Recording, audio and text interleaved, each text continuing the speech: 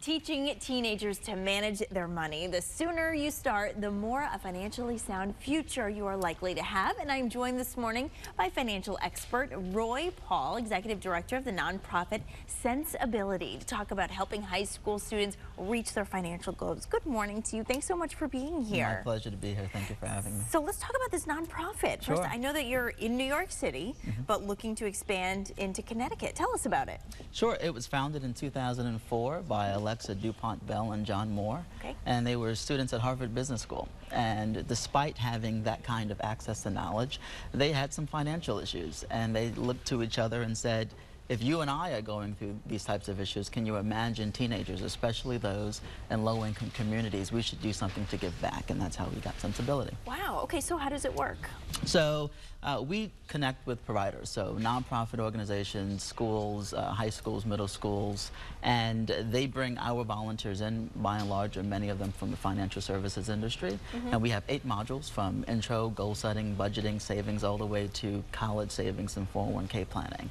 Wow. And it can either be 1 week or over the course of 8 weeks, and our volunteers go in and give them the knowledge they need to be financially literate. Wow, so school districts can contact you and say, hey, we're interested, and look for a program that works for their students? Oh, we would love that, especially in the state of Connecticut. If you're listening, please contact us. And you don't have to be in the same state as our office. Yeah. So this is something that's mobile. We have PowerPoint presentations that we can send to you, and you can then teach it to your students. And this is real life information that people need. I mean, just getting into college, you really start to realize how expensive life is and what you need to do. But really, that money knowledge should have started much earlier than that. Absolutely. And, you know, teenagers are a very vulnerable population because they're right at the age where they're going to start to get credit card solicitations in the mail. Sure. They're going to start signing off those student loans for college. And many people do not understand the terms that they're signing off on. And so there are some basic tips and principles that they can follow to make sure that they're leading a good, healthy life financially. One of them with respect to savings.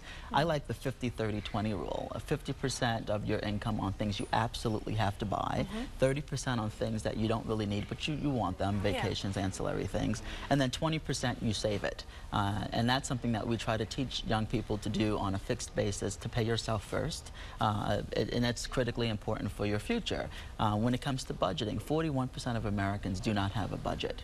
And we try to teach them to make sure that you understand what a budget is. You know, we live in a very technologically savvy world. Google is your friend, as I like to say. Just Google what is a budget, so that you make sure that you know, are following the basic steps. And the third, with respect to credit, your needs versus your want. This is a big thing because we have a lot of young people who come to us and they say, I want to buy sneakers, and they get the credit card slips in the mail and they go, oh wait, I can get a $500 credit line. And they go, okay, you get the credit card and you're tempted, right? You want to go buy the sneakers, you don't have the cash, so you put it on the card. And so we try to challenge them. Did you really have to put that on the card? Do you really need to do that? Or can you just wait until you get the money before putting it on the card? So very basic things that a lot of young people are not taught because the conversations aren't happening at home. So we give them a reality check. And also, when you reach the register, sometimes they'll dangle a very tempting offer. You know, you can get 20% off on this if you open a credit card, but many people don't realize the interest rates on those cards are just going to keep you in the loop of debt. Right, and credit is good. You know, you need to establish credit if you want to buy a home, if you want to get a car loan, but there are good forms of credit and there are bad forms of credit. You don't want to put jewelry on a credit card, for example. That's not the smartest idea. If you don't have the money, just don't buy it. And what other mistakes do you see people making later in life that could have easily been stopped had they known this early on? The biggest thing is retirement. 1 out of 3 Americans do not have retirement savings at all. Wow. And you know, for those 34 and under, 42% of them do not save. They don't start saving for retirement. And so when they get to a point when it's too late, when you realize you want to retire and you want to take those vacations and spend time with your grandkids, you can't do it. And so we teach them, start early. A lot of young people are working summer youth employment jobs, minimum wage jobs, $15 an hour, and many of those companies are offering 401k plans. Wow. A lot of young people don't even know that. And so we tell them, first research, you probably work at a place that has a 401k plan, opt into it.